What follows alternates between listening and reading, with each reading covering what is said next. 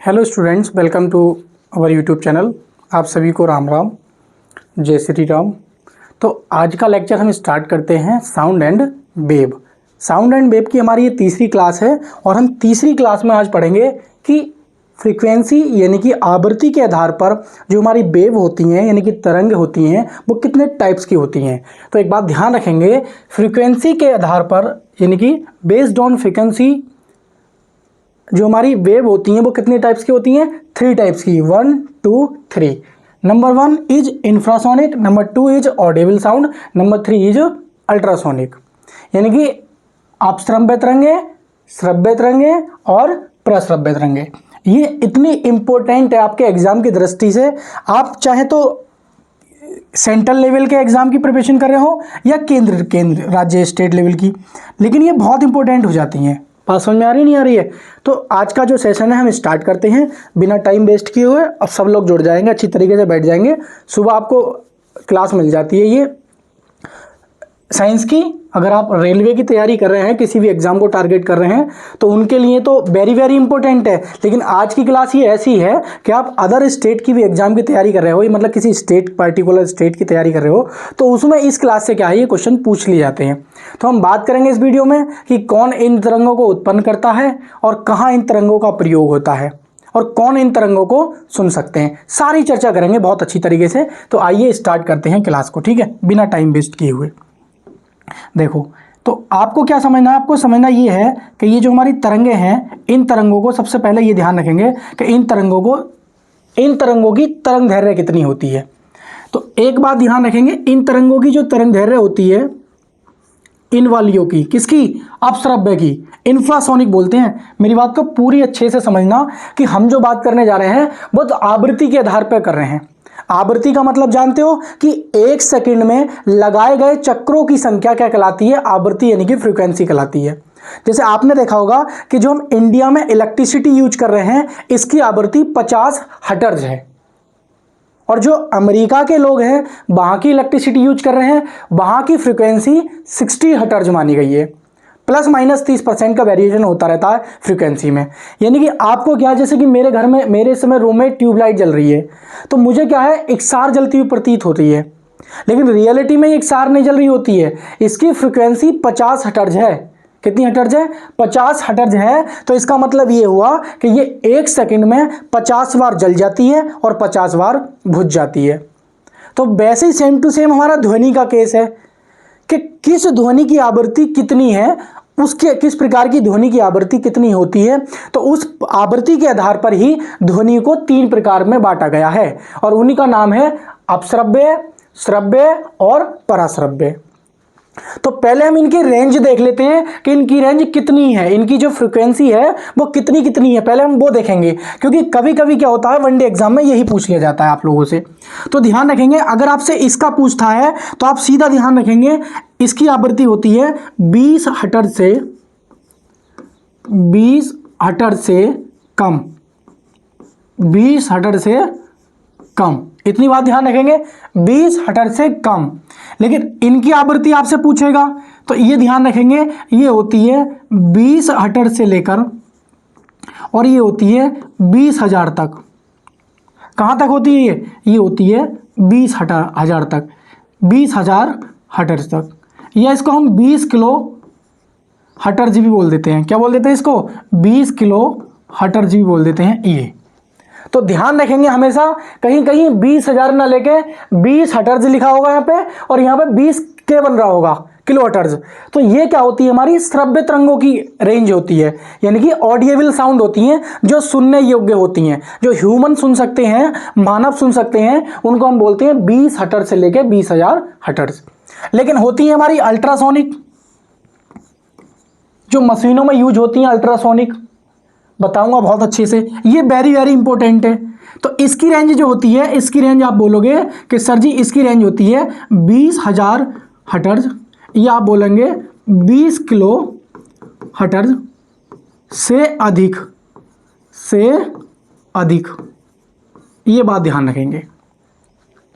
तो ये एक क्वेश्चन तो इनमें से ही बन जाता है आपका कि भाई इसकी इनकी रेंज क्या होती है। तो ध्यान रखेंगे, एक बार फिर से देखेंगे, इसकी है 20 हर्ट्ज से कम, यानी कि 20 हर्ट्ज से कम का मतलब ये हुआ कि ये जो अपश्रव्य तरंगे होती है ना, तरंगे क्या होती है, ध्वनि एक प्रकार की।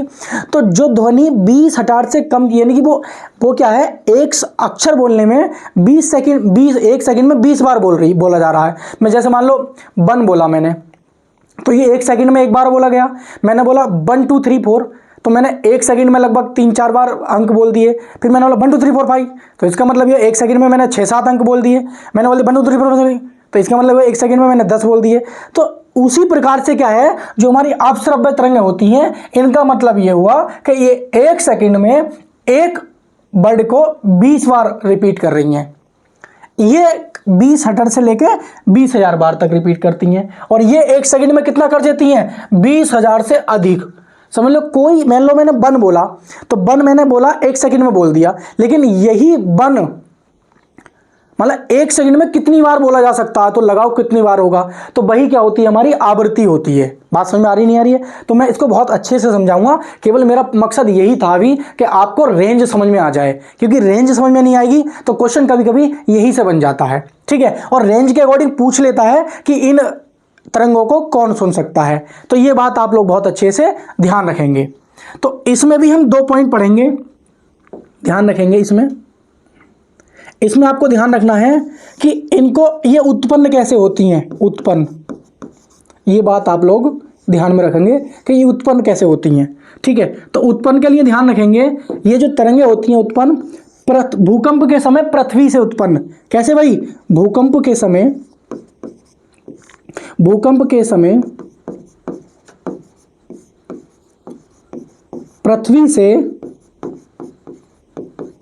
पृथ्वी से उत्पन्न। नंबर 2 में लिखेंगे, जब आपका हृदय कंपन करता है ना,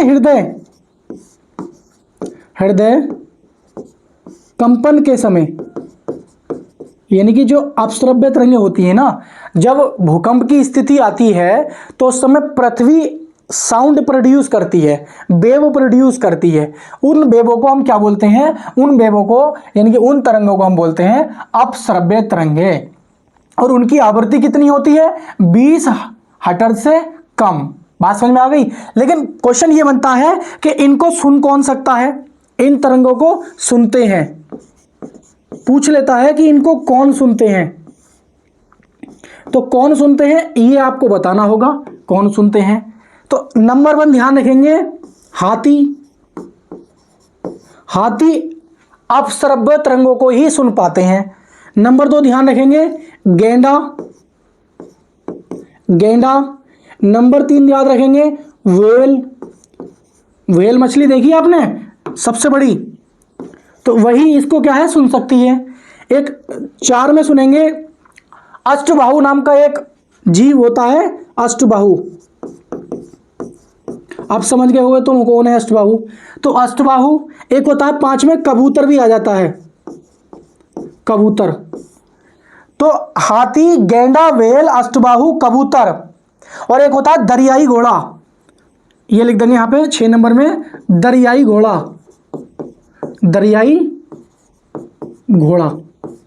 तो दरियाई घोड़ा किन तरंगों को सुनता है, हाथी किन तरंगों को सुन पाता है, व्हेल किन तरंगों को सुन पाती है, अष्टबाहु, कबूतर, ये सारे के सारे हमारे अपश्रव्य तरंगों को सुन पाते हैं।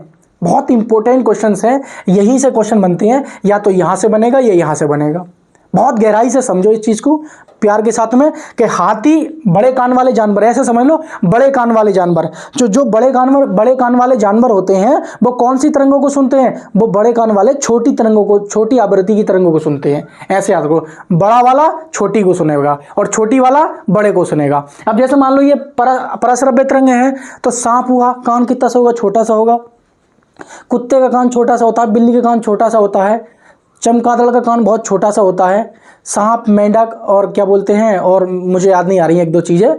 तो ये इनके कान बहुत छोटे होते हैं। जब इनके कान छोटे होते हैं तो ये बड़ी तरंगों की आवृत्ति को सुन पाते हैं, यानी कि बड़ी तरंगों की आवृत्ति मतलब प्रश्रव्य तरंग है, ऐसे याद रखो। और ये सुनते हैं बड़े कान वाले, तो बड़े कान वाले छोटी आवृत्ति की तरंगों को सुन पाएंगे, और छोटी आवृत्ति की तरंगें कौन सी हो जाएंगी, अपश्रव्य तरंगें हो जाएंगी। बात समझ में आई?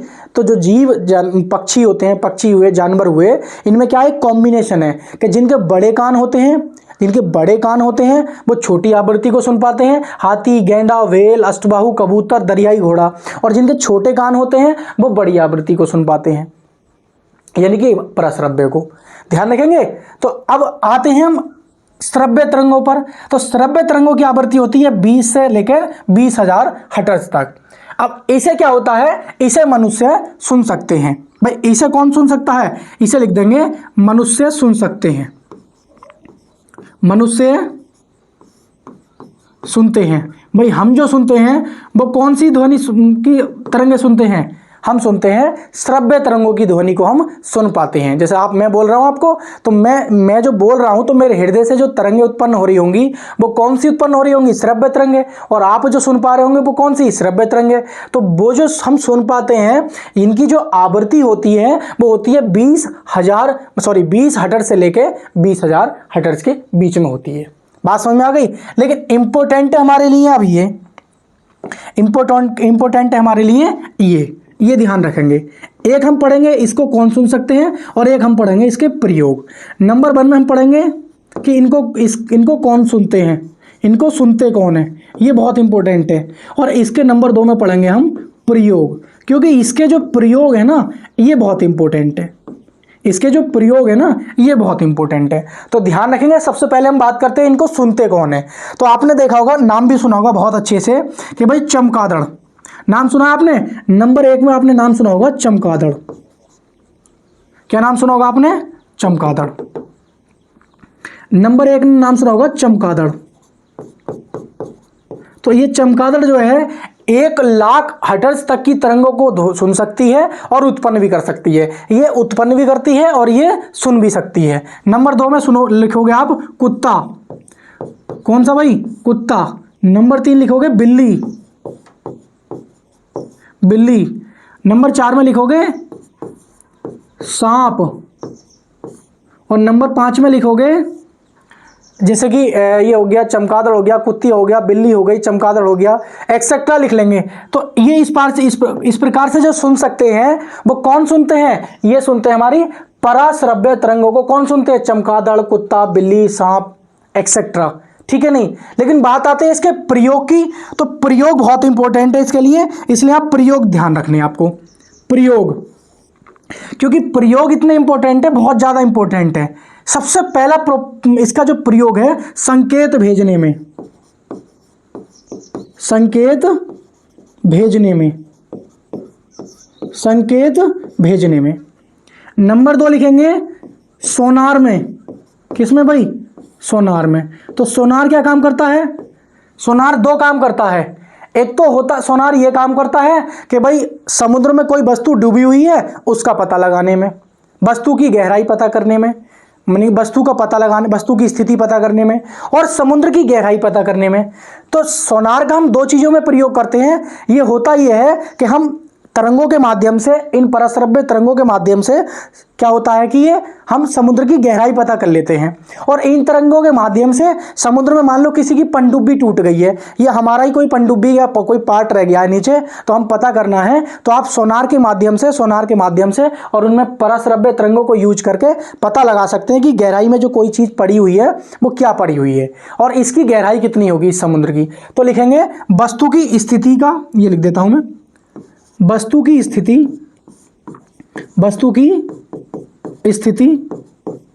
और साथ में लिखेंगे समुद्र की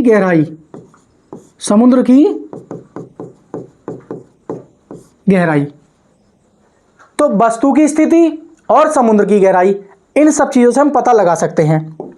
तीसरा ध्यान रखेंगे, आपने देखा होगा सोनोग्राफी में। किसमें भाई? सोनोग्राफी। तो सोनोग्राफी में हम किस चीज का प्रयोग करते हैं? आपने देखो भ्रूण की जांच की जाती है, भ्रूण और पथरी। तो ध्यान रखेंगे इसमें भ्रूण की जांच, किसमें भाई? भ्रूण और पथरी की जांच। तो भ्रूण और पथरी की जांच आपको करनी होती है तो हम क्या करते हैं? सोनोग्राफी कराते हैं, और उन सोनोग्राफी में अल्ट्रासोनिक तरंगों का प्रयोग करते हैं। बात समझ में आ रही नहीं आ रही है? आपने देखा होगा चिकित्सक के रूप में, ये भी चिकित्सक के रूप में तो हुआ, तो लिख लेंगे चौथा, लिख लेंगे चिकित्सक के रूप में। किसके रूप में? चिकित्सक के रूप में, चिकित्सक के रूप में। तो चिकित्सक के रूप में क्या होता है, आप लोग देखते हैं कि कभी कभी क्या होता है कि आपको जो हृदय की गति होती है ना, हृदय की गति, ईसीजी, एक नाम सुना होगा इलेक्ट्रोकार्डियोग्राम। इलेक्ट्रोकार्डियोग्राम से क्या होता है, हृदय की गति नापी जाती है। तो उसमें क्या होता है, उसमें भी हम क्या, कौन सी तरंगों का यूज करते हैं? पराश्रव्य तरंगों का। तो यहां लिख देता हूं मैं, यहां 5वां पॉइंट लिख देता हूं, 5वां लिखेंगे ईसीजी में। ईसीजी में, ईसीजी में मतलब यह हुआ कि इलेक्ट्रोकार्डियोग्राफ में क्या हम पराश्रव्य तरंगों का प्रयोग करते हैं। एक देखेंगे आप मशीनों की चिमनियां साफ करने में, या मशीनों के पुर्जे साफ करने में, ये भी लिख लेंगे आप, मशीनों के पुर्जे साफ करने में, मशीनों के पुर्जे साफ करने में, पुर्जे साफ करने में, साफ करने में। तो ये थी हमारी तो आवृत्ति के आधार पर तरंगों के प्रकार।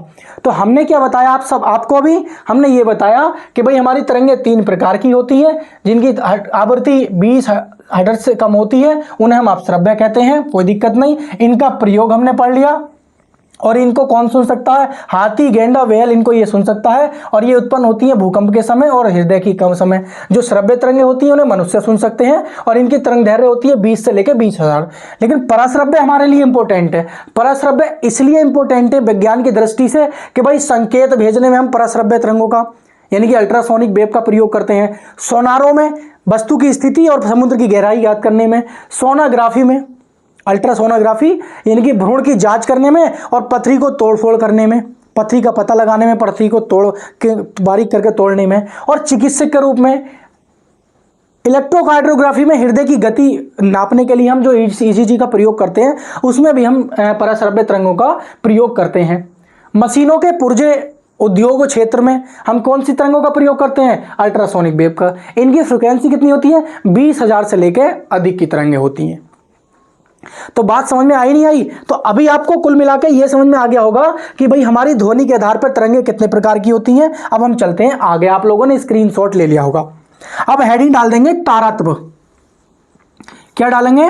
तारत्व। ये बहुत इंपॉर्टेंट है, तारत्व। इसको बोलते हैं पिच। पिच, मेरी बात समझने की पूरी कोशिश करना। सबसे पहले लिखेंगे, क्या लिखेंगे इसमें, कि तारत्व जो होता है ना, तारत्व आवृत्ति पर निर्भर करता है। बहुत इंपॉर्टेंट है, एक लाइन में लिखवा रहा हूं, तारत्व, तारत्व आवृत्ति पर निर्भर करता है। यानी कि जो हमारा तारत्व होता है, ये क्या करता है? ये आवृत्ति पर निर्भर करता है, तारत्व। ये बात ध्यान रखेंगे आप लोग, ठीक है नहीं?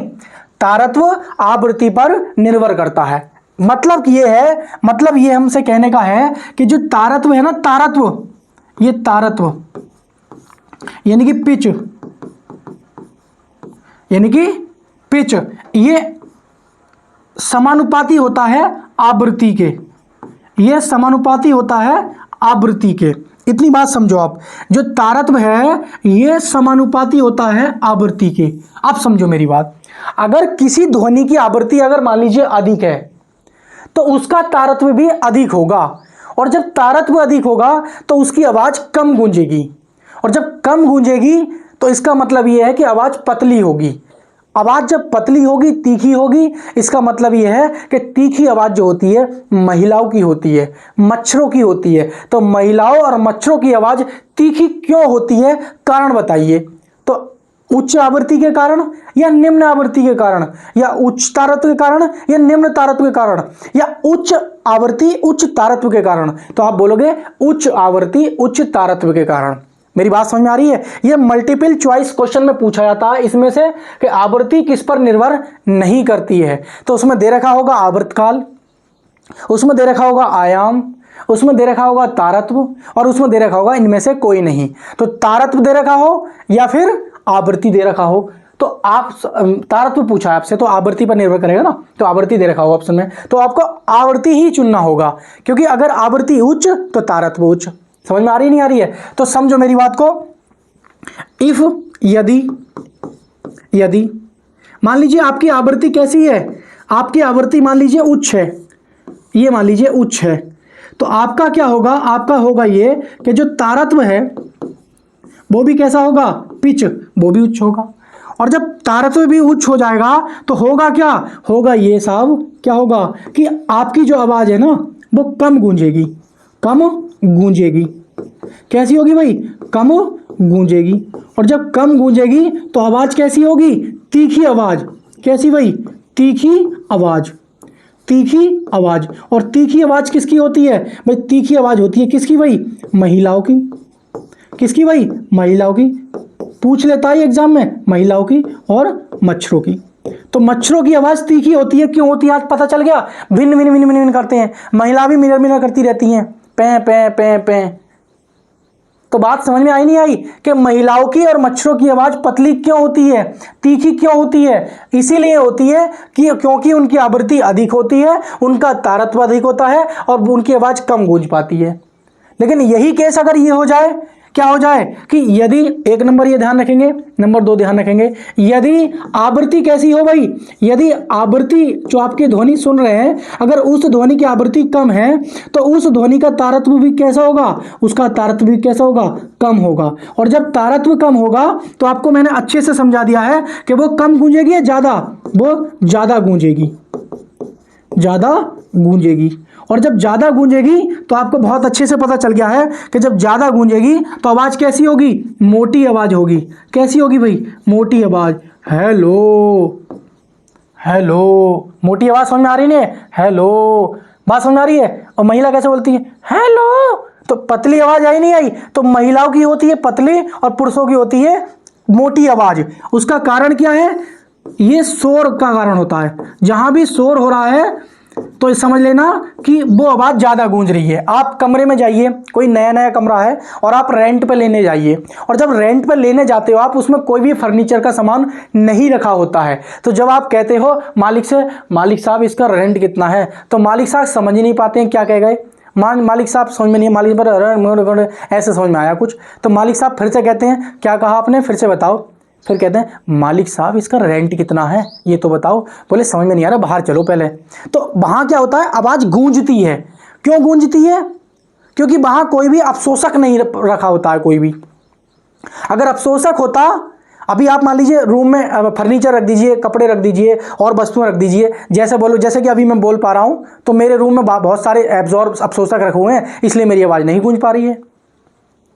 तो बात समझ में आ रही नहीं आ रही है? तो आप लोग क्या, गूंजने का एक कारण तो वो भी होता है अवशोषक का ना होना, लेकिन एक चीज ये भी होती है कि अगर आवृत्ति ज्यादा है तो तारत्व ज्यादा होगा, तो आवाज कम गूंजेगी, तो तीखी आवाज निकलेगी, साफ सुनाई देगी, और महिला और मच्छरों की आवाज तीखी होती है। अगर आवृत्ति कम है तो तारत्व कम होगा, और तारत्व कम होगा तो क्या होगा, ज्यादा गूंजेगी, और ज्यादा गूंजेगी तो मोटी आवाज सुनाई देगी, शोर वाली आवाज। या पुरुषों की आवाज कैसी होती है भाई, पुरुषों की आवाज मोटी आवाज होती है। तो आप लोगों से सिर्फ क्वेश्चन में यही पूछा जाता है कि जो पिच है, यानी कि जो तारत्व है, वो किस पर निर्भर करता है। वो सीधा सीधा ध्यान रखेंगे कि सर जी वो आवृत्ति पर निर्भर करता है। किस पर निर्भर करता है, आवृत्ति पर निर्भर करता है। ये बात आप बिल्कुल भी मत भूलना।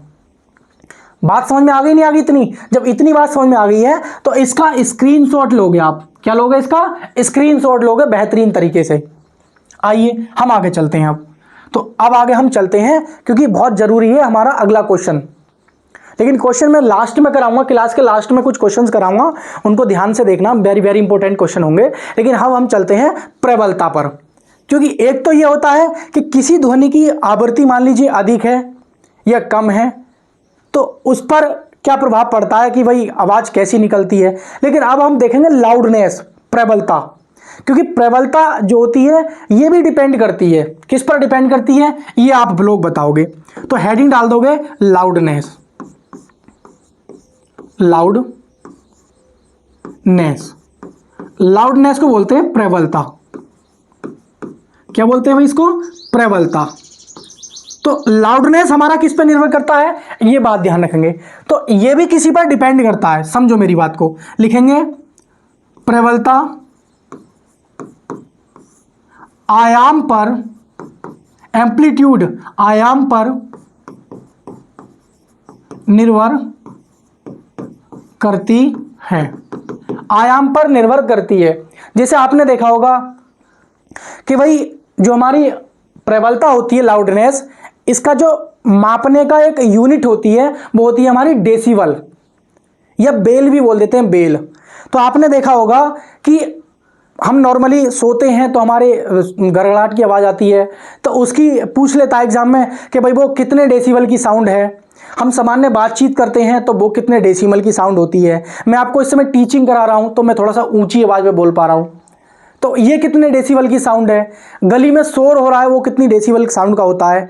बुलेट गाड़ी स्टार्ट होती है, बुलेट, वो कितने डेसिबल की साउंड निकालती है। फैक्ट्रियों में कितने डेसिबल की साउंड निकलती है। जेट विमानों की कितने डेसिबल की साउंड निकलती है। तो वो जो हमारी प्रबलता साउंड होती है, उसका जो मात्रक होता है ना नापने का, उसको हम बोलते हैं प्रबलता। तो प्रबलता के आधार पर भी आप किसी ध्वनि का बता सकते हो कि ये इतनी डेसिबल की ये क्या है, साउंड है।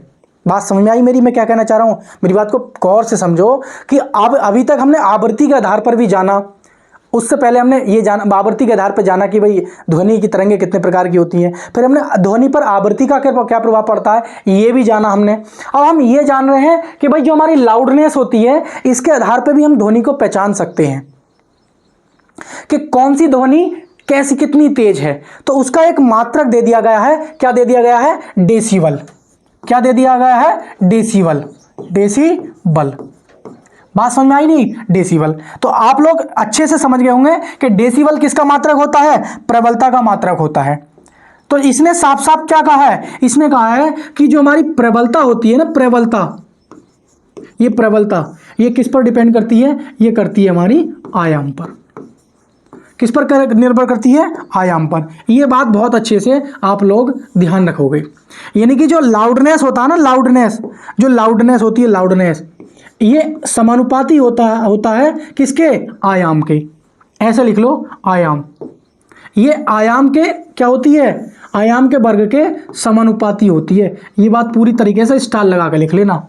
यानी कि अगर आपका ध्वनि का आयाम अधिक है तो लाउडनेस ज्यादा होगी। आयाम का मतलब यह है कि आप आवाज को कितना खींच के बोल रहे हो। मैं बोल रहा हूं आयाम ज्यादा होगा तो प्रबलता ज्यादा होगी। तो मैंने क्या है, अपनी ध्वनि को खींच के बोला।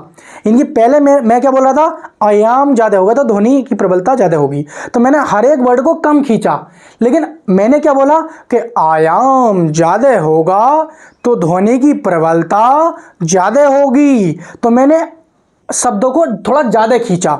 जब ज्यादा खींचा मैंने शब्दों को, तो अक्षरों को, अब शब्दों को मैंने ज्यादा खींचा तो प्रबलता क्या हो गई, बढ़ गई, आयाम बढ़ गया। जो आयाम बढ़ गया तो प्रबलता भी बढ़ गई। तो लगेगा यार बहुत ऊंची आवाज में बोल पा रहा है ये। जैसे आपने देखा होगा कभी कभी मम्मी कहती हैं लल्ला, कैसे कहती हैं, फिर कहती हैं लल्ला होए। तो उसमें क्या होता है, मम्मी आवाज को लंबी खींच देती हैं, और जब मम्मी आवाज को लंबी खींच देती हैं तो उसमें क्या होता है, आयाम बढ़ जाता है। आयाम कैसा होता है, एम्पलीट्यूड बढ़ जाता है। और जब बढ़ जाता है तो आपको वो जो ध्वनि सुनाई दे रही है ना, वो लाउडनेस यानी कि प्रबलता से सुनाई दे रही है, लाउडनेस सुनाई दे रही है, लाउडली, बहुत ज्यादा लाउडली। देखो एक बार बोल के प्रैक्टिस करो, मम्मी पापा, तो लाउडनेस की आवाज आ रही है, ऊंची आवाज। अभी आप बोल दो मम्मी पापा, तो कहीं इसमें आपको प्रबलता नजर आई नहीं, क्योंकि उसका आपने आवाज को खींची ही नहीं, उसका आयाम ही तो आपने नहीं बढ़ाया। तो जब आयाम बढ़ाते हो तो आपको साउंड की ध्वनि जो होती है वो लाउडली सुनाई देती है। तो ध्यान रखेंगे। तो एक बात बहुत अच्छे से ध्यान रखेंगे कि क्या ध्यान रखेंगे, यदि आपका आयाम ज्यादा है, आयाम ज्यादा है, तो ध्यान रखेंगे प्रबलता भी कैसी होगी भाई, प्रबलता कैसी होगी, ज्यादा होगी। ध्यान रखेंगे, यदि 1 नंबर और ये 2 नंबर, यदि आपकी ध्वनि का जो आयाम है वो कैसा है, कम है, तो प्रबलता कैसी होगी, प्रबलता कैसी होगी भाई, प्रबलता क्या होगी, कम होगी। तो ये बात आप नोट करके लिख लेना, क्योंकि ये एग्जाम में पूछी जाती है। सबसे पहले तो एग्जाम में यही पूछी जाती है कि भाई प्रबलता किस पर निर्भर करती है? साहब प्रबलता आयाम पर निर्भर करती है, यानी कि प्रबलता आयाम के कैसी है? समानुपाती है, यानी कि लाउडनेस आयाम के वर्ग के समानुपाती है। यानी कि आयाम को बढ़ाओगे तो प्रबलता बढ़ेगी और आयाम को घटाओगे तो प्रबलता घट जाएगी। बात समझ में आई नहीं आई? तो इतनी बात को आप अच्छे से समझो और इसको समझने का प्रयास करो। क्या चीज समझ में नहीं आ रही है आप लोगों के, इसको आप समझने का प्रयास करो। अब थोड़ा सा और समझेंगे, गौर से समझेंगे कि भाई प्रबलता का मात्रक, प्रबलता का मात्रक यहां लिखेंगे, प्रबलता का मात्रक, ये ध्यान रखेंगे। तो प्रबलता का जो मात्रक होता है ये क्या होता है भाई? ये होता है डेसिबल। क्या होता है? डेसिबल। इसको हम इस तरीके से डोनेट करते हैं, या बेल भी होता है कहीं, बेल, क्योंकि एक बेल बराबर होता है, एक बेल में क्या होते हैं? 10 डेसिबल होते हैं। क्या होते हैं? एक बेल में 10 डेसिबल होते हैं। मेरी बात को थोड़ा गौर से समझने की कोशिश करना, मैं आपको यहां पे समझा दे रहा हूं। ये ध्यान रखेंगे, ये बात, मेरी बात ध्यान रखेंगे अच्छे से। ये मान लो हमारे 0 डेसिबल, ये कितना है? 0 डेसिबल की मान लीजिए कोई साउंड है, तो ये 0 डेसिबल की जो साउंड है, और एक मान ली हमने 15 से 20, एक मान ली हमने 15 से 20 डेसिबल की साउंड, और एक मान ली हमने 30 डेसिबल की साउंड, और एक मान ली हमने 30 से 40 डेसिबल की साउंड, ठीक है। और एक मान ली हमने 85 डेसिबल की साउंड, और 85 डेसिबल की साउंड मान ली हमने। तो ऐसा करते हैं, हम इसको थोड़ा सा इधर ले लेते हैं, नहीं तो आपको समझ में नहीं आएगी, उधर थोड़ा कट जाएगा, ठीक है। ये समझो, अब समझ में आएगा। तो एक हमने क्या ले ली भाई? 85 डेसिबल की साउंड ले ली, और हमने और थोड़ी सी लाइन अपनी आगे बढ़ा ली है समझने के लिए। एक हमने ले ली है 120 डेसिबल की साउंड, 120 डेसिबल, और लास्ट में ले लिए 140 डेसिबल की साउंड। तो उम्मीद करता हूं आपको पूरा अच्छे से विजिबल हो रहा होगा, कोई दिक्कत नहीं, पूरा अच्छे से विजिबल हो रहा है, ठीक है। तो एक नंबर हमने ये लिया है, क्या लिया है? एक नंबर में हमने ये लिया कि 0 डेसिबल की साउंड, 2 नंबर में लिए हमने 15 से 20 डेसिबल की साउंड, और 3 नंबर पे लिए हमने 30 डेसिबल की साउंड, और 4 नंबर पे ले ली हमने 30 से 40 डेसिबल की साउंड, और 5 नंबर में लिए हमने 85 डेसिबल की साउंड, और 6 नंबर पे लिए 120 डेसिबल की साउंड, और 7 नंबर पे लिए हमने 140 डेसिबल की साउंड। अब मेरी बात को गौर से समझने का प्रयास करना, क्योंकि ये बहुत इंपॉर्टेंट है। समझो, जो हमारी ये 0 डेसिबल की साउंड होती है ना, 0 डेसिबल की साउंड, न्यूनतम सुनने योग्य ध्वनि, क्या देखेंगे? न्यूनतम सुनने योग्य ध्वनि, यानी कि वह न्यूनतम ध्वनि या वह न्यूनतम प्रबलता की ध्वनि जिसे आप सुन सकते हो। 0 डेसिबल तक की ध्वनि को आप सुन सकते हो, पूछ लेता है एग्जाम में, 0 डेसिबल तक की ध्वनि की प्रबलता को आप सुन सकते हो। बात समझ में आ रही है? बात पूछ लेता है कि भाई 15 से 20 डेसिबल की जो ध्वनि होती है वो कैसी ध्वनि होती है? आप लोग करते हैं फुसफुसाहट, जिसे कभी देखा होगा आपने, रास्ते में 2 महिलाएं खड़ी हो जाती हैं और फुसर फुसर करती हैं। कभी आपने देखा होगा जब आप कॉलेज में जाते हो तो क्लास चल रही होती है और आपका दोस्त और आप किसी पार्टिकुलर टॉपिक पे बात करना चाह रहे होते हो, तो आप फुसफुसाहट करके ही बात कर पाते हो कि भाई ऐसा था वैसा था। तो बात समझ में आ रही है? तो ये जो मैंने अभी ध्वनि निकाली, जब आप क्लासरूम में बैठे हो, टीचर पढ़ा रहा है और आप फिर भी बात करना चाह रहे हो, तो फुसर फुसर की तरह आप बात करते हो। तो जो फुसर फुसर की आवाज़ होती है, ये जो फुसर फुसर की आवाज़ होती है ना, फुसर फुसर की आवाज़, फुसर फुसर, तो फुसर फुसर की ध्वनि, तो जो फुसर फुसर की ध्वनि होती है वो 15 से 20 डेसिबल की ध्वनि होती है। फुसर फुसर की ध्वनि जो होती है वो 15 से 20 डेसिबल की ध्वनि होती है। लेकिन बात करता है आपसे कि भाई 30 डेसिबल की ध्वनि कितनी कैसी होती है? तो ये 30 डेसिबल की जो ध्वनि होती है ये अच्छी नींद की ध्वनि होती है। अच्छी नींद की ध्वनि, ध्यान रखेंगे, जब आप सोते हो तो 30 डेसिमल की ध्वनि उत्पन्न करते हो, घुर घुर की आवाज देते हो, तो 30 डेसिमल के आसपास में क्या है, आप साउंड देते हो। लेकिन जब आप सामान्य बातचीत कर रहे होते हो, लिखेंगे साधारण बातचीत, तो साधारण बातचीत में आप कैसी ध्वनि निकालते हो, 30 से 40 डेसिमल की। ध्यान रखेंगे 30 से 40 डेसिमल की जो ध्वनि निकलती है वो साधारण बातचीत में निकलती है। लेकिन बात करें 85 डेसिमल की ध्वनि कैसी होती है, तो ये जैसे गली में झगड़ा हो जाता है ना, आपकी गली में झगड़ा, तो शोर जो होता है शोर, तो वो शोर की जो कैटेगरी होती है ना, जो शोर की कैटेगरी की ध्वनि होती है, तो उसकी प्रबलता 85 डेसिमल नापी गई है। तो 85 से मान लीजिए 90 भी हो सकता है और 80 भी हो सकता है, तो 72 76 आप ऑप्शन में देख के चलना। तो शोर की कैटेगरी में क्या आती है, 85 डेसिमल तक की जो ध्वनि होती है, जो प्रबलता की 85 डेसिमल प्रबलता वाली ध्वनि होती है, वो शोर की कैटेगरी में आती है। लेकिन आपने देखा होगा जब बुलेट गाड़ी चलती है, बुलेट गाड़ी, तो बुलेट गाड़ी जब स्टार्ट होती है और गली में निकल के जाती है, तो वो जो बुलेट गाड़ी होती है, तो वो क्या ध्यान रखेंगे 120 डेसिमल की साउंड प्रोड्यूस करती है। लेकिन कभी देखा होगा तो ये जो 120 डेसिमल की साउंड होती है, ये कान को बहरा भी कर देती है, बहरा, और ये सुनने योग्य नहीं होती है जो 120 डेसिमल की होती है।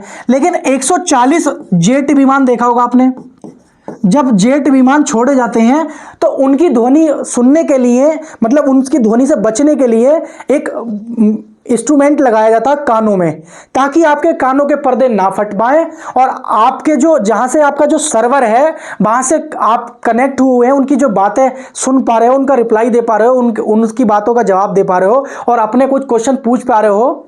होता नहीं होता है, तो वो क्या होता है, जेट विमान वाले क्या है, कानों में इंस्ट्रूमेंट लगा कर रखते हैं। तो वो इंस्ट्रूमेंट इसी लगा कर रखते हैं क्योंकि प्रबलता वहां की, जेट विमान जब स्टार्ट उड़ता है तो उसकी ध्वनि की प्रबलता 140 डेसिमल तक की होती है, जो कि कान के पर्दे सीधे फाड़ सकती है। तो इसलिए पायलट जो होते हैं एक इंस्ट्रूमेंट लगा कर रखते हैं जेट विमान की ध्वनि से अपने कानों को बचाने के लिए। तो आप लोगों ने मैंने एक सीक्वेंस बना दिए कि भाई ध्वनि की प्रबलता जो होती है, यहां से पूछ लेता है कि अच्छी नींद की जो प्रबलता होती है वो कितनी होती है, कि भाई 30 से 30 डेसिमल। और साधारण बातचीत में हम जो बात कर रहे हैं, मैं क्लास ले रहा हूं, लगभग 50 डेसिमल की साउंड प्रोड्यूस कर रहा हूं, मतलब 50 डेसिमल मेरी जो ध्वनि की जो प्रबलता है वो 50 डेसिमल है। बात समझ में आ रही नहीं आ रही है? तो उम्मीद करता हूं बहुत अच्छे से समझ में आ रहा होगा। तो अब हम आगे चलते हैं, आप इसका स्क्रीनशॉट ले लेंगे क्योंकि बहुत इंपॉर्टेंट है ये एग्जाम की दृष्टि से। बात समझ में आ रही है? बहुत इत्मीनान से मैं क्लासें लेके चल रहा हूं, बहुत हल्के हाथ से, जिससे कि कोई जल्दी ना हो और चीज़ें बहुत अच्छे से समझ में आए। कोई चीज़ आपको समझ में नहीं आती है आप मुझे कमेंट बॉक्स में बता दिया करना, क्योंकि मैं समझ जाऊंगा कि थोड़ा सा इन चीज़ों पर गौर देने की ज़रूरत है, या कोई कमी हो रही हो तो आप एडवाइस भी दे सकते हो। अच्छा लगेगा हमें अगर आप एडवाइस दोगे तो। चलिए आइए, तो नेक्स्ट टॉपिक पे चलते हैं हम, इको यानी कि प्रतिध्वनि। आपने देखा होगा प्रतिध्वनि पे चलते हैं हम, किस पे चलते हैं, प्रतिध्वनि पे। तो कभी आप पहाड़ों पे गए होंगे तो आपने इको का प्रयोग किया होगा बहुत अच्छे से। क्या है भाई, इको। इको का मतलब होता है प्रतिध्वनि, ध्यान रखेंगे। इको को क्या बोलते हैं, प्रतिध्वनि। ये बहुत इंपॉर्टेंट है। तो कभी कभी ये पूछ लिया जाता है कि ये किस नियम पर कार्य करती है। जो हमारी प्रतिध्वनि है, मैं समझाऊंगा अच्छे से, ये किस नियम पर कार्य करती है, ठीक है। और कभी कभी ये पूछ लेता है कि न्यूनतम दूरी कितनी होनी चाहिए, न्यूनतम दूरी, ये सीधे एग्जाम में पूछे जाते हैं क्वेश्चन। और एक क्या होता है, अंतराल, अंतराल कितना होना चाहिए। और एक होता है प्रभाव। ये 4 पॉइंट है, लेकिन ये 4 पॉइंट पूरे के पूरे शेर हैं। 1 पॉइंट, 2 पॉइंट, 3 पॉइंट, 4 पॉइंट। मैं 4 पॉइंटों पे ही चर्चा करूंगा, लेकिन ये जो टॉपिक है ना इको वाला, इस पे आप लगा लेना, इस पे इस तरीके से लगा देना, very very important, very very important. एक क्वेश्चन फंसेगा, ऐसे लिख दो, एक क्वेश्चन फंसेगा, और गाल पे चांटा लगा देना अगर नहीं लिखो तो। ये वेरी वेरी इंपॉर्टेंट, रीजन मैं बताऊंगा आपको क्यों। क्योंकि यहां से अगर ध्वनि वाले चैप्टर से और तरंग वाले चैप्टर से अगर क्वेश्चन पूछा जाता है तो सबसे पहले इन 4 पॉइंटों में से पूछा जाता है। आप लोग पहाड़ों पर गए होगे, अपना नाम लेते हो, जैसे आपने देखा है कि भाई आप कुछ पहाड़ियाँ ऐसी होती हैं, जैसे कि मुझे जानकारी तो नहीं है, मैंने मूवियों में देखा और सुना है कि भाई आप उस पहाड़ी पर जाओ और अपना नाम बोलो, अमित नाम बोलो, तो आपकी जिससे शादी होगी उसका नाम उधर से रिपीट होकर आएगा। जैसे हीर रांझा देखा था आपने, मूवी देखी थी, तो पहाड़ियों पे जाते थे तो वो हीर का नाम बोलते थे, हीर अपना नाम बोलता था, तो मतलब हीर बोलती थी नाम, तो रांझा उधर से नाम आता था, रांझा बोलता था तो उधर से हीर आता था, यानी कि परावर्तन होता था। जैसे मैं ध्वनि बोलूँगा तो मेरी ध्वनि कहीं ना कहीं जाकर टकरा रही है और टकरा के वापस आ रही है, जब टकरा कर वापस आ रही है तो मुझे मेरी ध्वनि सुनाई दे रही है। जैसे मैं अभी भी मैं बोल रहा हूँ, जैसे मैंने अभी बोला कि मैं अभी भी बोल रहा हूँ, तो मेरी ये ध्वनि किसी परावर्तक तल से क्या है, टकरा के वापस आ रही है। मतलब ये है कि मान लीजिए मैं ये कोई व्यक्ति हूँ और मैं आपको ये क्लास पढ़ा रहा हूँ, और मान लीजिए ये मैं पढ़ा रहा हूँ और ये कोई पहाड़ है, मान लीजिए ये कोई पहाड़ है। अब मैंने यहाँ से बोला मैंने हेलो, हेलो बोला, तो ये टकरा कर वापस आएगी मेरे कानों तक, और ये भी मेरे कानों में क्या सुनाई देगी, हेलो सुनाई देगी। तो यही हमारी इको होती है, यानी कि अपनी ध्वनि को सुनने के लिए पूछ लेता है कि न्यूनतम दूरी कितनी होनी चाहिए, अंतराल कितना होना चाहिए, और प्रभाव कितनी देर तक रहता है। और ये जो इको होता है, प्रतिध्वनि किसके सिद्धांत पर कार्य करती है या किसके नियम पर कार्य करती है। बात समझ में आ रही नहीं आ रही है? तो सबसे पहला आप लिखोगे कि जो हमारी इको होती है, प्रतिध्वनि, ये किस पर काम करती है, अच्छे से समझेंगे और लिखेंगे कि प्रतिध्वनि परावर्तन के नियम पर कार्य करती है। लिखेंगे प्रतिध्वनि परावर्तन के नियम पर, परावर्तन के नियम पर। तो आपने देखा होगा परावर्तन का नियम क्या कहता है कि जब कोई प्रकाश की किरण किसी चिकने तल पर टकराती है तो टकरा के वापस उसी माध्यम में लौट जाती है, इस घटना को प्रकाश का परावर्तन कहते हैं। तो वही नियम इसमें लगता है हमारा इको सुनने के लिए। ध्वनि क्या है, किसी परावर्तक तल पर टकराती है और वापस हमारे कानों पर सुनाई देती है, तो क्या है, हमें इको सुनाई देती है। लेकिन इको सुनने की भी कुछ कंडीशन है, कुछ शर्तें हैं। ऐसे नहीं कि आप खुले में खड़े हो गए और आप बोल रहे हो कि आपको इको सुनाई देगी, नहीं सुनाई देगी। तो इको सुनने के लिए कुछ शर्तें हैं। तो सबसे पहले आप ध्यान रखेंगे कि नियम कौन सा होना चाहिए, साहब परावर्तन का नियम वहां पे फॉलो होना चाहिए, ध्यान रखोगे। दूसरा पॉइंट न्यूनतम दूरी, कि भाई न्यूनतम दूरी ये होनी चाहिए कि 17.15 मीटर की क्या है, न्यूनतम दूरी होनी चाहिए। यानी कि परावर्तक तल से न्यूनतम दूरी आपकी, जैसे मान लीजिए सामने मेरी दीवार है, मैं यहां से बोल रहा हूं हेलो, तो दीवार से टकरा के मेरी ध्वनि आ रही है।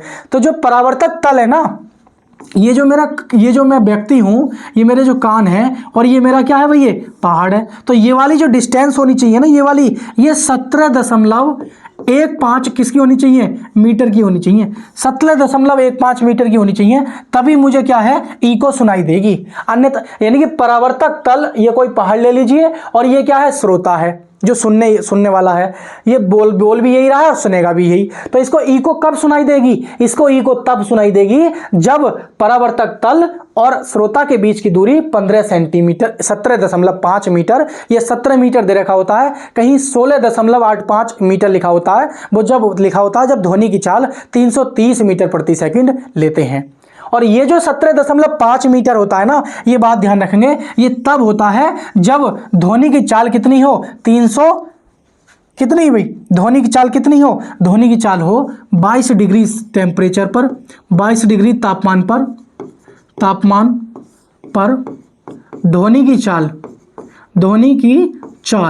कितनी होती है भाई, चाल होती है 343 मीटर प्रति सेकंड। ध्यान रखेंगे 0 डिग्री सेल्सियस पे कितनी होती है, 332 मीटर प्रति सेकंड। ध्यान रखेंगे 0 डिग्री सेल्सियस पे कितनी होती है, ध्यान रखेंगे 332 मीटर प्रति सेकंड। तो आपसे क्या पूछा है, आप ध्यान रखेंगे कि 22 डिग्री तापमान पर ध्वनि की चाल 343 मीटर प्रति सेकंड मानी गई है, और उसी के अकॉर्डिंग जो न्यूनतम दूरी होनी चाहिए परावर्तक तल और किसकी, श्रोता के बीच की दूरी, वो 17.515 मीटर होनी चाहिए। दूसरा पूछ लेता है कि अंतराल कितना होना चाहिए भाई, अंतराल होना चाहिए 1/10 सेकंड का। अगर आपको ध्वनि सुननी है अगर आपको ध्वनि सुननी है तो ध्यान रखेंगे 0.1 सेकंड का क्या होना चाहिए, अंतराल होना चाहिए। समझो मेरी बातों को, पहले इसको समझो, मैं समझा रहा हूं अभी। अब मेरी बात को गौर से समझना। जैसे मैंने बोला 1 2 3 4 5, ये मेरी जो मैंने साफ साफ 5 तक गिनती गिनी, ये आपको स्पष्ट इसलिए सुनाई दे रही है क्योंकि मैंने हर अक्षर के बीच या हर शब्द के बीच 1/10 सेकंड का गैप लिया है मैंने।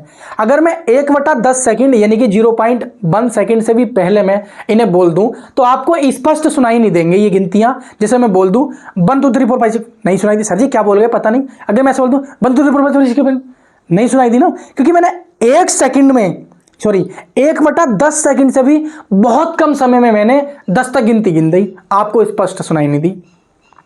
आपको अपनी ई को सुनाई देने के लिए कम से कम क्या होता है कि 1/10 सेकंड या 0.1 सेकंड का क्या होना चाहिए, अंतराल होना चाहिए। इससे कम समय में अगर आप कोई भी अगला वर्ड बोल देते हो तो आपको क्या है, ई को सुनाई नहीं देगी, आपको जो मैं बोल रहा हूं वो भी सुनाई नहीं देगा।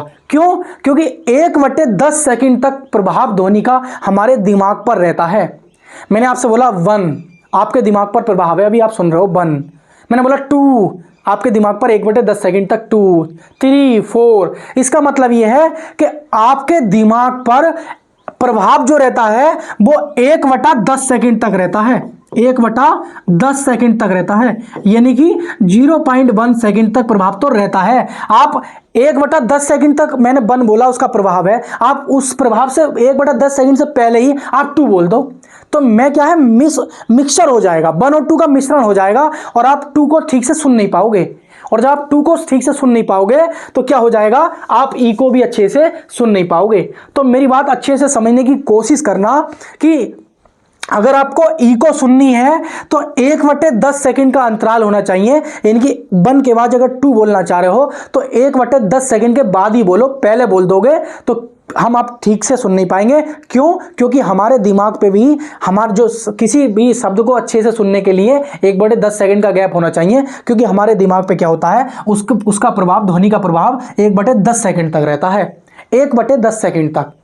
जैसे आप कोई भी सामान्य बातें सुनते हो तो वो 1/10 सेकंड तक आपके दिमाग में सेव रहती हैं, उसके बाद वो निकल जाती है।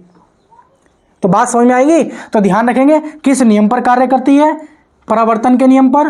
न्यूनतम दूरी कितनी होनी चाहिए, 17.515 मीटर पूछ लेता है। ये समय बहुत अच्छे से पूछा जाता है कि 1/10 सेकंड या 0.1 सेकंड, ये चारों पॉइंट जो है ना वेरी वेरी इंपॉर्टेंट है, इसलिए मैंने ऊपर लिखवा दिया था वेरी वेरी इंपॉर्टेंट। कभी कभी नियम पूछ लेता है किसके नियम पर कार्य करती है, ई को, प्रतिध्वनि परावर्तन के नियम पर। तो उम्मीद करता हूं आपको बहुत अच्छे से समझ में आया होगा। तो एक बात और ध्यान रखेंगे, अगर हम बात करें ध्वनि की चाल, यानी कि प्रतिध्वनि की चाल का एक सूत्र होता है, वो मैं बता देता हूं। ध्वनि की चाल, ध्वनि की चाल, तो सूत्र होता है, क्या होता है, दूरी बराबर यानी कि चाल गुणा समय, यानी कि डी बराबर क्या होता है, बी इंटू टी। तो बी क्या है, हमारी ध्वनि की चाल, और टी क्या है, समय के इतने सेकंड बाद आपको ध्वनि सुनाई दे रही है, और डी क्या है, हमारी दूरी है। ध्यान रखेंगे, डी क्या है, दूरी है, और बी क्या है, हमारा वेग यानी कि चाल है ध्वनि की, और टी क्या है, समय है। तो मैंने आप लोगों को देखो ई को पढ़ाया, प्रबलता पढ़ा दी, तारत्व सुना दिया, पढ़ा दिया, और आवृत्ति के आधार पर हमने तरंगे सुना दी आपको। तो ये इको पर कुछ न्यूमेरिकल हैं जो एग्जाम में पूछे जाते हैं, और अगर आपसे वहां से इको से नहीं पूछेगा क्वेश्चन तो एग्जाम में ये जरूर पूछ लेगा, ये न्यूमेरिकल। तो न्यूमेरिकल देखने में आपको भले ही बड़ा महसूस हो रहा होगा, लेकिन ये बहुत इजी है। कह रहा है कि 22 डिग्री तापमान पर, पहले आप ये वाला क्वेश्चन करो, क्वेश्चन नंबर 2 करो। एक व्यक्ति दीवार से कुछ दूरी पर खड़ा है, उस व्यक्ति द्वारा कुछ बोलने पर आवाज उसे 3 सेकंड बाद, 0.3 सेकंड बाद सुनाई दे रही है, वापस सुनाई देती है। यदि ध्वनि की चाल 330 मीटर प्रति सेकंड है तो बताओ ध्वनि ने कितनी दूरी तय की। मान लो एक बात समझो, ये कोई व्यक्ति है, ये व्यक्ति है, ठीक है। अब इसने क्या काम किया, और ये कोई परावर्तक तल है, मान लो ये क्या है, हमारी दीवार है भाई, क्या है ये दीवार है, समझते रहे ना। अब ये क्या करेगा, ये इधर से क्या बोलेगा, मुंह से ये हेलो बोलेगा, क्या बोलेगा, हेलो बोलेगा। तो हेलो बोलेगा तो टकराकर ध्वनि से कानों पे क्या सुनाई देगी, हेलो सुनाई देगी, हेलो। बात समझ आ रही नहीं आ रही है। जब हेलो सुनाई दे रही है तो टाइम कितना ले रहा है, टाइम 0.3 सेकेंड, और ध्वनि की चाल कितनी है, ये हमारे पास 330 मीटर प्रति सेकेंड। तो आपसे ये पूछा है तो बताओ ध्वनि ने कितनी दूरी तय की, तो ध्वनि ने दूरी तय की होगी, यहां से ध्वनि गई होगी और यहां से फिर वापस आई होगी, तो आने में लगा, आने में, ये जाने में इतनी दूरी और फिर वापस गई होगी। तो आने जाने में जो कुल दूरी है इसको हमने डी मान लिया। क्या मान लिया भाई, पूरी को, आने वाली और जाने वाली को हमने क्या मान लिया, डी मान लिया। तो जब हमने डी मान लिया तो यही आपसे पूछना है। तो आप लोग जानते हैं दूरी बराबर क्या होता है, दूरी बराबर होता है चाल गुणा समय। तो आपको पता होना चाहिए ध्वनि की चाल कितनी है, 330 मीटर प्रति सेकंड, और समय कितना ले रहा है, 0.3 सेकंड। आप इसकी गुणा कर दोगे तो ये हो जाएगा 33 गुणा में कितना हो जाएगा, 3, और 33 दिया क्या हो जाएगा, 99 मीटर, और यही आपका क्या हो जाएगा, राइट आंसर हो जाएगा। यानी कि ध्वनि की चाल यहां से चली होगी, देखो ये गई और ये गई, ये इस तरीके से। तो कुल दूरी ध्वनि ने कितनी तय की, कुल दूरी तय की हमारी 99 मीटर। लेकिन अगर आपसे पूछता कि दीवार और व्यक्ति के बीच की दूरी कितनी है तो 99 मीटर नहीं लगाते, यही क्वेश्चन का अपवाद है और यही से क्वेश्चन बनता है। तो आप 99 मीटर नहीं लगाते, आप 99 को 2 से भाग करते। क्यों करते, क्योंकि ये 2 बार काउंट हो गई है, एक बार जाने की दूरी और एक बार वापस जाने की दूरी। तो आने जाने की इसमें काउंट है, तो इसमें पूछा था कुल दूरी कितनी लगी, ध्वनि गई और टकरा के वापस उसके कानों पे पड़ गई, तो कुल दूरी 99 मीटर पड़ी। अगर पूछता कि दीवार और उस व्यक्ति के बीच की दूरी कितनी है, कम से कम कितनी होनी चाहिए कि उसको आवृत्ति सुनाई दे, उसको उसकी इको सुनाई दे, उसकी प्रतिध्वनि उस व्यक्ति को सुनाई दे जाए, तो न्यूनतम दूरी उन दोनों के परावर्तक तल के बीच की दूरी कितनी होनी चाहिए, तो वो क्या कर देंगे, 99 को 2 से भाग कर देंगे। बात समझ में आई नहीं आई। तो ये क्वेश्चन था, बहुत इंपॉर्टेंट क्वेश्चन है, ये आप लोग अच्छे से समझ गए होंगे। तो इस क्वेश्चन को और करिए, ये क्वेश्चन मैंने क्वेश्चन लिख दिया है, क्वेश्चन नंबर 3। ये कोई पहाड़ है, मैंने थ्योरी नहीं लिखी है, डायरेक्ट क्वेश्चन लिख दिया। ये कोई पहाड़ है और ये कोई व्यक्ति है, इसने मुंह से हेलो बोला और टकरा के वापस इसके कानों तक हेलो सुनाई दिया, और सुनाई देने में जो 0.4 सेकंड का समय लग रहा है, और जो ध्वनि यहां से यहां तक गई और वापस उसके कानों तक वापस गई, उसकी जो चाल थी वो 340 मीटर प्रति सेकंड थी। और इसके बीच की दूरी पूछी आपसे, बीच की दूरी, तो बीच की दूरी आप कैसे निकालोगे, आपको पता है, पहले आप पूरी दूरी निकाल दो कि ध्वनि ने कितनी दूरी चली होगी। तो दूरी बराबर होता है चाल गुणा के समय। तो आप दूरी निकालोगे तो चाल कितनी है, 340 मीटर प्रति सेकंड, और समय कितना लगा, 4 सेकंड। तो आप कितना हो जाएगा, ये हो जाएगा 34 गुणा कितना हो जाएगा, 4, और आप जब इसको गुणा करोगे तो 4 चौक 16 का 6, हासिल लगा 1, और 4 तिया 12 और 1 13, यानी कि 136 मीटर दूरी क्या हो गई, ध्वनि ने तय की है, ध्वनि ने। लेकिन अगर आपसे निकालनी है किसके बीच की दूरी, इनके बीच की दूरी, तो इनके बीच की दूरी कितनी होगी, आप उस दूरी का आधा कर दो। जैसे ही उस आप दूरी का आधा करोगे तो कितना हो जाएगा, 136 को आप 2 से भाग करोगे, और 136 को 2 से भाग करोगे तो 2 छक्का 12 और 2 अट्ठे 16, यानी कि कितना आ जाएगा, 68 मीटर क्या हो जाएगी, व्यक्ति और परावर्तक तल जो पहाड़ है उनके बीच की दूरी कितनी हो जाएगी, उनके बीच की दूरी हो जाएगी 68 मीटर। तो उम्मीद करता हूं आपको कॉन्सेप्ट भी बहुत अच्छे से समझ में आया होगा, और जो क्वेश्चन थे मेरे कराने के, जो पैटर्न था वो आपको पूरी तरीके से समझ में आ गया। इको वेरी वेरी इंपॉर्टेंट था। आज की क्लास का टॉपिक जो था इको, यानी कि ध्वनि, प्रतिध्वनि, बहुत इंपॉर्टेंट था। तो आइए एक क्वेश्चन लास्ट है आप लोगों के लिए, उसके बाद हम आज का सेशन समाप्त करेंगे, अगली क्लास में मिलेंगे। इस क्वेश्चन को आप मुझे सॉल्व करके बताइए कि 22 डिग्री तापमान पर कोई व्यक्ति एक दीवार से कुछ दूरी पर खड़ा है, तो उसे अपनी आवाज 0.1 सेकंड बाद सुनाई देती है। तो बताना है कि उसे अपनी प्रतिध्वनि सुनने के लिए दीवार से न्यूनतम कितनी दूर खड़ा होना चाहिए, कितने दूर पर खड़ा होना चाहिए। मान लीजिए ये दीवार है और ये कोई व्यक्ति है, ये इसके कान है और इसका ये मुंह है। अब इसने क्या काम किया, इसने हेलो बोला, इसने हेलो बोला, क्या बोला भाई, हेलो बोला। अब हेलो क्या है, इसके कानों पे सुनाई देगा, देगा, बिल्कुल सही बात है। अब एक बात समझो, जो टाइम लग रहा है वो टाइम कितना लगा भाई, टाइम लग गया हमारे पास 0.1 सेकेंड का। लेकिन पूछा है 22 डिग्री तापमान, 22 डिग्री तापमान, तो मैंने बताया 22 डिग्री तापमान पर ध्वनि का जो वेग होता है वो कितना होता है, 343 मीटर प्रति सेकेंड। तो वेग कितना हो जाएगा, वेग हो जाएगा 343 मीटर प्रति सेकेंड। ये कितने तापमान पर, 22 डिग्री तापमान पर। तो आप क्या करेंगे, पहले दूरी निकाल देंगे कि इन ध्वनि ने जो है पूरी यहां तक जाने में और वापस आने में कितनी दूरी तय की। तो पहले दूरी निकालोगे आप, तो दूरी बराबर क्या होता है भाई, दूरी बराबर होता है चाल गुणा समय। क्या होता है, b इंटू टी। तो b इंटू टी लगाओगे तो b कितना है 343 और इंटू में कितना है 0.1 सेकेंड का समय लग रहा है। तो ये हो जाएगा 34.3 मीटर। तो 34.3 मीटर दूरी लगी है। लेकिन आपसे पूछा है कि कितना दूर रहना चाहिए। तो अगर पूछा है आपसे बीच की दूरी, भाई बीच की दूरी तो पूछी है, बीच की दूरी, तो बीच की दूरी कैसे निकालते हो, दूरी का आधा कर देते हो। तो दूरी का जब आधा करोगे तो कितना हो जाएगा, 34.3 को आप 2 से भाग कर दोगे। 34.3 को जब आप 2 से भाग करोगे तो ये आ जाएगा 17.15 मीटर। ये हमने लिखवाया भी था कि स्पष्ट दृष्टि के इको सुनने के लिए न्यूनतम दूरी परावर्तक तल, यानी कि ये हमारी दीवार है। क्या है हमारी, ये हमारी दीवार थी। तो दीवार और व्यक्ति के बीच में कितनी दूरी होनी चाहिए, 17.15 मीटर की दूरी होनी चाहिए। तो आपको बहुत अच्छे से समझ में आ गया होगा कि 22 डिग्री टेम्परेचर पर ध्वनि की चाल कितनी होती है, 343 मीटर प्रति सेकंड होती है। 0 डिग्री टेम्परेचर पर ध्वनि की चाल कितनी होती है, साहब ध्यान रखेंगे बहुत अच्छे से कि 332 मीटर प्रति सेकंड होती है। तो ये हमने निकाल के दिखा दिया कि आपको ई को सुननी है तो 17.15 मीटर की क्या होनी चाहिए, बीच का डिस्टेंस होना चाहिए, गैप होना चाहिए।